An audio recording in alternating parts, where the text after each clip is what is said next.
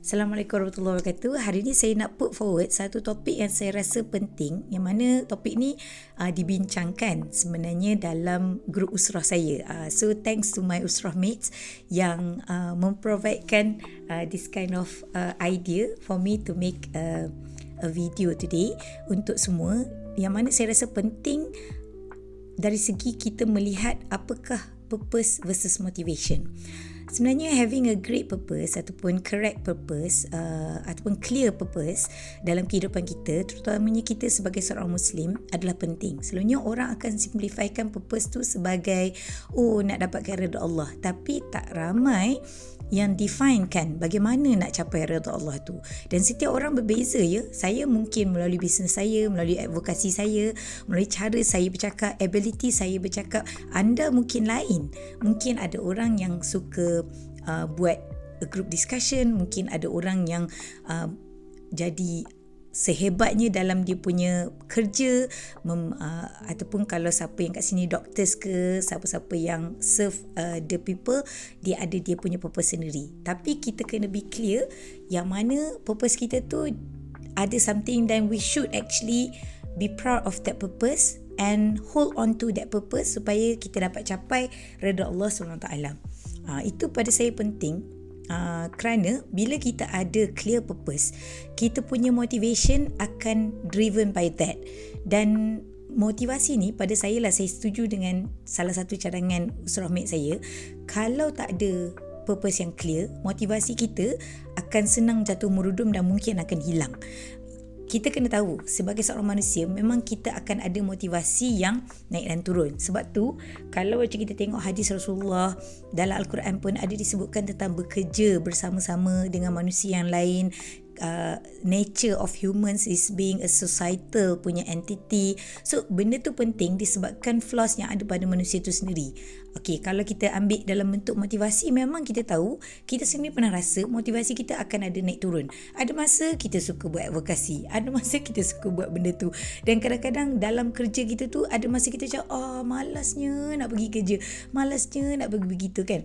Kenapa? Sebab because itu adalah kehidupan manusia. Sebab manusia dia punya kapasiti tertentu dari segi energi, kapasiti tertentu dari segi emosi kan. Of course dalam kehidupan kita boleh berlaku banyak perkara kan.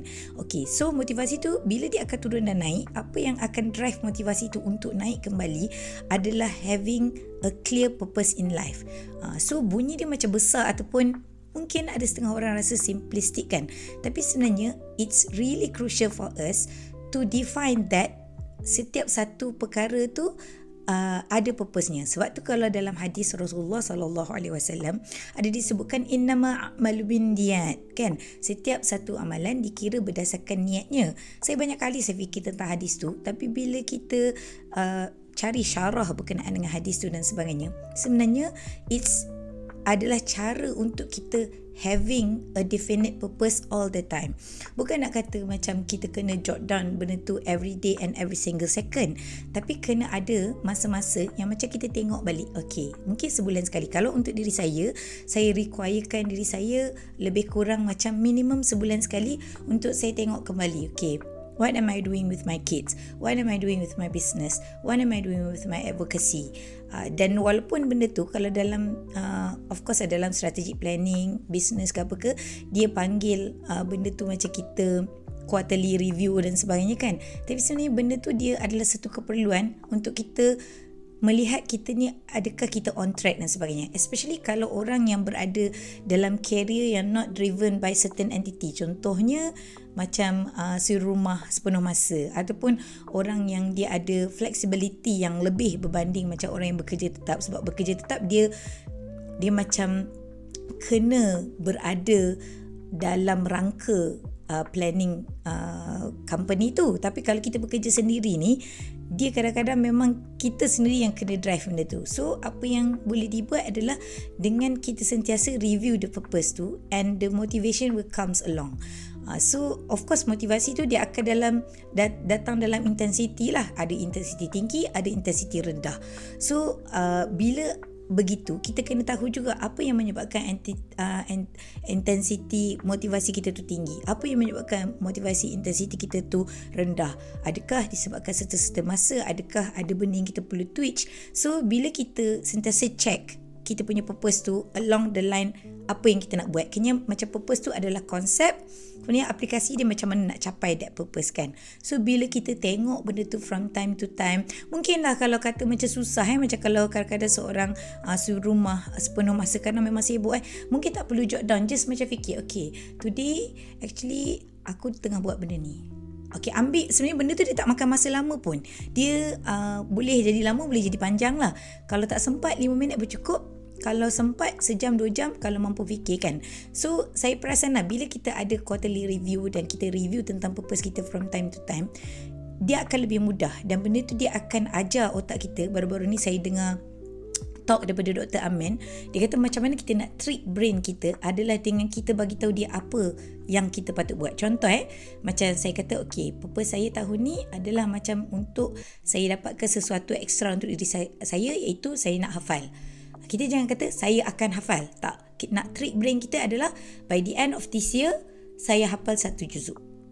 Macam tu. So kiranya kita trick brain kita untuk katakan kita akan ready untuk buat that task. Dan kalau kita baca pembacaan pun berkenaan dengan otak ni tak suka benda yang complicated, dia suka benda yang mudah. So kita cakap pada diri kita, saya nak capai redha Allah, saya nak capai redha Allah dengan saya buat gelang, saya nak capai redha Allah dengan saya buat gelang, dan duit tu saya akan bagi pada orang lain.